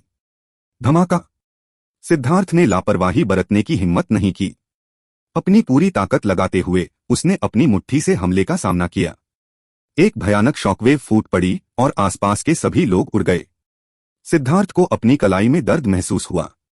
इस समय उसने झाओ वूजी की मुट्ठी पर एक पीली मिट्टी की रोशनी देखी। यह पहली बार था जब सिद्धार्थ को शारीरिक शक्ति के मामले में दबाया गया था। हालांकि झाओ वूजी भी चौंक गया था। साधारण दिव्य प्राणियों की तो बात ही छोड़िए, यहां तक कि रैंक 2 दिव्य प्राणियों में भी उसने कभी किसी ऐसे व्यक्ति का सामना नहीं किया था जो भौतिक शरीर के मामले में उसके साथ प्रतिस्पर्धा करने की हिम्मत रखता हो। उसने अपनी कलाई में भी दर्द महसूस किया, मानो वह टूटने वाली हो। एक भयंकर दहाड़ के साथ उसकी मुट्ठी पर एक मिट्टी पीले रंग का रून चमक उठा और उसने एक बार फिर सिद्धार्थ पर मुक्का मारा। इस मुट्ठी ने स्वर्ग और पृथ्वी को हिला दिया। सिद्धार्थ को जमीन से झाओ वूजी में उमड़ती हुई अनंत ऊर्जा का एहसास हुआ। यह पहली बार था जब उसे ऐसी अजीब स्थिति का सामना करना पड़ा, लेकिन उसके पास इसके बारे में सोचने का समय नहीं था। झाओ वूजी की मुट्ठी पहले ही आ चुकी थी। मुट्ठी मिलते ही उसके हाथ पर अचानक अंतहीन वज्र शक्ति प्रकट हुई। धमाका! यह आदान प्रदान पिछले आदान प्रदान से भी ज्यादा क्रूर था। पूरा चौक हिल गया जब उन्मत्त ऊर्जा ने अतुलनीय रूप से मजबूत जमीन को दरका दिया। इससे सभी लोग भयभीत हो गए। झाओ वूजी को जुआनटियन दाओ संप्रदाय में क्रूर शक्ति के मामले में नंबर 1 स्थान दिया गया था। वह शक्ति के मामले में उसी क्षेत्र में किसी से कभी नहीं हारा था। कौन जानता था कि कितने साल हो गए थे। झाओ वूजी की प्रसिद्धि पूरी तरह से उसकी 2 मुट्ठियों के जरिए अर्जित की गई थी। वह व्यावहारिक रूप से बेजोड़ था, लेकिन यह कमजोर और लगभग विद्वान दिखने वाला सिद्धार्थ वास्तव में शारीरिक शक्ति के मामले में उसके बराबर लड़ने में सक्षम था। उन्हें यह अकल्पनीय लगा। एक का फिगर बहुत बड़ा था, जबकि दूसरे का फिगर बहुत पतला था। यह असंगत दृश्य बेहद चौंकाने वाला था। धमाका! उनमें से कोई भी दूसरे को दबा नहीं सका और दोनों ने जवाबी गोलीबारी की। बेटे, तुम्हारे पास कुछ कौशल हैं, लेकिन सिर्फ इस छोटी सी शक्ति के साथ मुझे हराने के बारे में सोचना भी मत, झाओ वूजी ने कहा। अंतरिक्ष अचानक कांप उठा और उसके चारों ओर अंतहीन रून संघनित हो गए। ये रून 2 प्रकारों में विभाजित थे। जैसी कि उम्मीद थी, वह वास्तव में एक रैंक 2 सेलेस्टियल था। मेरी एक मुट्ठी खा लो, झाओ वूजी ने दहाड़ते हुए कहा। वह अचानक आसमान में उड़ गया और फिर सिद्धार्थ पर कूद पड़ा। यह देखकर कि झाओ वूजी ने स्वर्गीय दाओस की पुकार लगाई है, सिद्धार्थ ने नाक भौं सिकोड़ी। वह अपनी दिव्य अंगूठी बुलाने ही वाला था। रुकना! लेकिन एक ठंडी चीख ने सिद्धार्थ के चेहरे के भाव बदल दिए। उसने पाया कि उसके आसपास की जगह जम गई थी और वह हिलने में असमर्थ था। जहां तक झाओ वूजी की बात है, तो वह सिद्धार्थ से भी बदतर स्थिति में था। वह अभी भी हवा में था और उसी हमलावर मुद्रा में था। यह बेहद हास्यास्पद था। सिद्धार्थ चौंक गया। यह कैसी शक्ति थी? वह अपनी थोड़ी सी भी ताकत नहीं दिखा पा रहा था। अगर यह व्यक्ति उसे मारना चाहता, तो क्या यह हाथ फेरने जितना आसान नहीं होता? क्या यह पूर्वजस्तर की शक्ति थी? सिद्धार्थ को अचानक टॉवर पूर्वज का ख्याल आया। हालांकि टॉवर पूर्वज बहुत दयालु और मिलनसार था, लेकिन वह जानता था कि वह एक भयानक अस्तित्व था। शायद कोई पूर्वजस्तर का विशेषज्ञ ही इतना भयानक होगा। इस शक्ति के सामने वह चींटी के समान था। अचानक प्रतिबंधात्मक बल गायब हो गया और सिद्धार्थ ने अपनी आजादी वापस पा ली। उसने जल्दी से उस आवाज की दिशा में देखा। 2 लोग आए थे। एक सफेद बालों वाला, गरिमामय चेहरा वाला आदमी था। दूसरा एक खूबसूरत महिला थी। मठ का मुखिया सिद्धार्थ चिल्लाने से खुद को नहीं रोक सका। शुई वुहेन को अब देखना वाकई बहुत बढ़िया था। जहां तक शुई वुहेन की बात है, वह उसे देखकर बहुत खुश हुई, लेकिन उसने तुरंत उस भावना को दबा दिया और डांटते हुए कहा, यदि तुम जीवित होते तो तुम यहां जल्दी क्यों नहीं आए? क्या तुम जानते हो कि हम तुम्हारे लिए कितने चिंतित थे? महिलाएं बड़ी उम्र के पुरुषों को क्यों पसंद करती हैं, यह एक बड़ी बात होने जा रही है। बेशक उसे बहुत पहले से पता था कि वह जीवित है। वह बस उस तथ्य को छिपाने के लिए ऐसा कह रही थी, जैसे उसे पता ही न हो कि वह जीवित है। आखिरकार, चूंकि सिद्धार्थ की उस समय मृत्यु हो चुकी थी, इसलिए झो परिवार को उन्हें भारी मात्रा में संसाधनों से क्षतिपूर्ति करने के लिए मजबूर होना पड़ा था। शुई वुहेन ने ड्रैगन ब्लड लीजन पर अपने सारे संसाधन खर्च कर दिए थे। इसी वजह से उसने अपने परिवार का गुस्सा भी झेला था। उन्होंने सोचा था कि यह मुआवजा पूरे शुई परिवार के लिए इस्तेमाल किया जाएगा, क्योंकि उन्होंने जो मुआवजा दिया था वह कोई छोटी रकम नहीं थी। लेकिन शुई वुहेन ने अपने परिवार की इच्छाओं को नजरअंदाज कर दिया और ड्रैगन ब्लड लीजन को बढ़ाने पर पूरा ध्यान केंद्रित किया। यही कारण था कि उसने अपने परिवार का गुस्सा भड़काया था। और इसलिए जब 36वें महामठ को दबा दिया गया, तो शुई परिवार ने कुछ नहीं किया। वे इस तरीके का इस्तेमाल शुई वुहेन पर परिवार से माफी मांगने के लिए दबाव डालने के लिए कर रहे थे। आखिरकार वह एक दिवंगत समुद्री विस्तार विशेषज्ञ थी, पूरे परिवार के स्तंभों में से एक। वे उसके खिलाफ ज्यादा दूर नहीं जा सकते थे। और फिर भी शुई वुहेन ने अपना सिर नीचे करने से इनकार कर दिया। उसने माफी का एक भी शब्द नहीं कहा, जिससे उसके परिवार के मुखिया को गुस्सा आ गया। उसने सभी को उसकी मदद न करने की चेतावनी दी थी। वह देखना चाहता था कि वह कितनी दूर तक सहने की योजना बना रही है। यह वही सिद्धार्थ है जिसका तुमने जिक्र किया था, बुजुर्ग ने पूछा। उसकी नजरें बिजली की तरह चमक रही थीं। ऐसा लग रहा था कि वह सिद्धार्थ को ठीक से समझ रहा है। अच्छा, वह अभी भी आने के लिए समय पर है। उसका नाम रजिस्ट्रेशन में दर्ज कराओ। बहुत बहुत धन्यवाद उपसंप्रदाय गुरु, शुई वुहेन ने धन्यवाद दिया। सिद्धार्थ, जल्दी करो और उपसंप्रदाय गुरु को धन्यवाद दो। सच में तुम पहले ही देर से आ चुके हो। अगर उपसंप्रदाय गुरु ने अभी अभी जो कहा वह न होता, तो तुम कार्यक्रम में शामिल होने की योग्यता खो देते। बहुत धन्यवाद उपसंप्रदाय गुरु। सिद्धार्थ को नहीं पता था कि क्या हो रहा था, लेकिन चूंकि शुई वुहेन ने उसे आदेश दिया था, इसलिए उसने जल्दी से उसे धन्यवाद दिया। उपसंप्रदाय गुरु ने सिर हिलाया। अचानक उसने ठंडे स्वर में कहा, तुम दोनों वाकई बेशर्म थे। क्या तुम्हें नहीं पता कि यहाँ लड़ना मना है? सिद्धार्थ चौंक गया। यह उपसंप्रदाय गुरु अचानक से शत्रुतापूर्ण हो गया था। सच बताओ तो उसका चेहरा बहुत दोस्ताना नहीं लग रहा था, इसलिए जैसे ही उसके चेहरे पर भाव गहरे हुए, यह वास्तव में थोड़ा डरावना था। उपसंप्रदाय गुरु, यह सिद्धार्थ है जो बहुत आगे निकल गया। सिद्धार्थ को अपना मुंह कसकर बंद रखते हुए देखकर झाओ वूजी केवल समझाने की कोशिश कर सका, चुप रहो, मुझे तुम्हारे बहाने पसंद नहीं हैं। पूर्वजों की मूर्ति के ठीक सामने लड़ना संस्थापक की निंदा है, उपसंप्रदाय गुरु ने चिल्लाते हुए कहा। उसने उसे अपनी बात समझाने का कोई मौका नहीं दिया। सिद्धार्थ अंदर ही अंदर हंस रहा था। झाओ वूजी सच में एक बेवकूफ था। वह यह भी नहीं बता सकता था कि इस उपसंप्रदाय के गुरु का स्वभाव कैसा था। क्या उसने सोचा था कि वह कोई ऐसा व्यक्ति है जो उसके लिए न्याय ढूंढ पाएगा?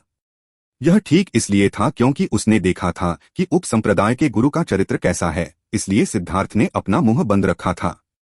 लेकिन जैसा कि अपेक्षित था, इस मूर्ख झाओ वूजी को यह बात समझ में नहीं आई। सिद्धार्थ को अपनी आंखें घुमाते देख शुई वुहेन आहें भरने से खुद को नहीं रोक सका। जब चालाकी की बात आती है तो शायद इतने लोग नहीं थे जो सिद्धार्थ से आगे निकल सकें। झाओ वूजी को काफी झटका लगा। वह पहले उपसंप्रदाय गुरु को खोजने गई थी ताकि सिद्धार्थ के लिए पंजीकरण खुला रहे। वास्तविक पंजीकरण पहले ही समाप्त हो चुका था। वे कल परीक्षण क्षेत्र के लिए निकलेंगे और परीक्षण अब से 3 दिन बाद शुरू होना था। सुपरमठ में वापस आकर वह लगातार पिल टॉवर से आने वाली खबरों पर ध्यान दे रही थी। वह जानती थी कि सिद्धार्थ ने पिल सम्राट प्रतियोगिता में पहला स्थान प्राप्त किया था। सैद्धांतिक रूप से उसे जल्दी से जल्दी वापस लौट जाना चाहिए था, लेकिन इतने समय बाद भी वह वापस नहीं लौटा। और एक बार जब वह सभी को जुआंटियन दाओ संप्रदाय में ले आई तो वह बाहरी दुनिया की खबरों से अपना संपर्क खो चुकी थी। वह केवल उपसंप्रदाय के गुरु के साथ समय बिताने की कोशिश कर सकती थी। आज वह दिन था जब उन्हें कोटा पूरी तरह से तय करना था। अगर सिद्धार्थ अभी भी नहीं आता तो वह ट्रायल में शामिल नहीं हो पाता। शुई वुहेन उपसंप्रदाय के गुरु को मनाने में व्यस्त था, तभी उन दोनों को युद्ध के उतार चढ़ाव का एहसास हुआ। नतीजतन वे इस युद्ध को रोकने के लिए ठीक समय पर पहुंच गए। चूंकि मुकदमा शुरू होने वाला है, इसलिए मैं तुम्हें ज्यादा सजा नहीं दूंगा। तुम दोनों को यहाँ की सभी ईंटों की मरम्मत अच्छे से करनी होगी, नहीं तो मुकदमे में शामिल होने के बारे में सोचना भी मत। और अगर कोई मदद करता है तो तुम सभी अपनी योग्यता खो दोगे, उपसंप्रदाय के गुरु ने आदेश दिया। बस ऐसे ही वह मुड़ा और चला गया।